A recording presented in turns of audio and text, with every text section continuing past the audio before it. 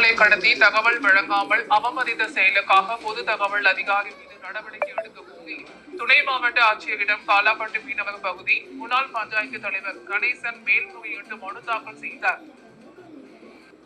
ஆர்டிஐயில் கேட்டு 7 விதமாக வினாக்களுக்கு 50 நாட்கள் கடத்தி தகவல் வழங்காமல் அவமதித்த செயலுக்காக பொது தகவல் அதிகாரி மீது நடவடிக்கை எடுக்க கோரி துணை மாவட்ட ஆட்சியரிடம் காலாப்பட்டு மீனவர் பகுதி முன்னாள் பஞ்சாயத்து தலைவர் கணேசன் மேல்முறையீடு மனு தாக்கல் செய்தார்.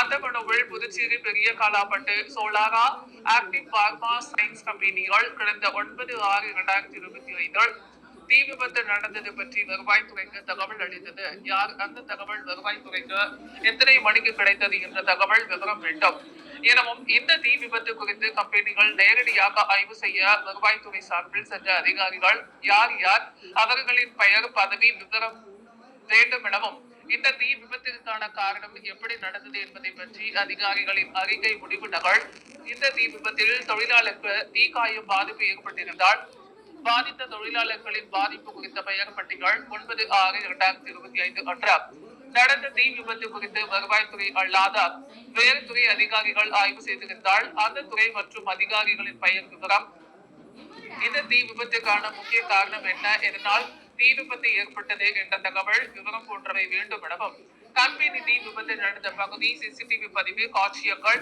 சிசிடிவியில் வேண்டுமென மேற்படி 1 முதல் 7 வரை நானா 12/6/2025 வருவாய்த்துறைகள் நான் கேட்ட தகவல்களுக்கு பொது தகவல் அதிகாரியும் உழவர்கரை தாசில்தாருமான செந்தில்குமார் 50 நாட்கள் கழித்து 1/8/2025 வழங்கிய பதில் கடிதத்தில் 1 முதல் 7 வரையிலான தகவல்கள் எங்கள் அலுவலகத்தில் இல்லை என்று பதிலளித்து மேல்முறையீடு செய்யும்படி மேல்முறையீட்டு அதிகாரியின் முகவரியை கொடுத்து பதில் அளித்துள்ளார். மேற்படி மருந்து தொழிற்சாலைகள் 9/6/2025 அன்று தீ விபத்து ஏற்பட்ட பொழுது இந்த பொது தகவல் அதிகாரி மற்றும் தாசில்தார் கம்பெனிகள் உள்ளே ஆய்வு செய்துள்ளார்.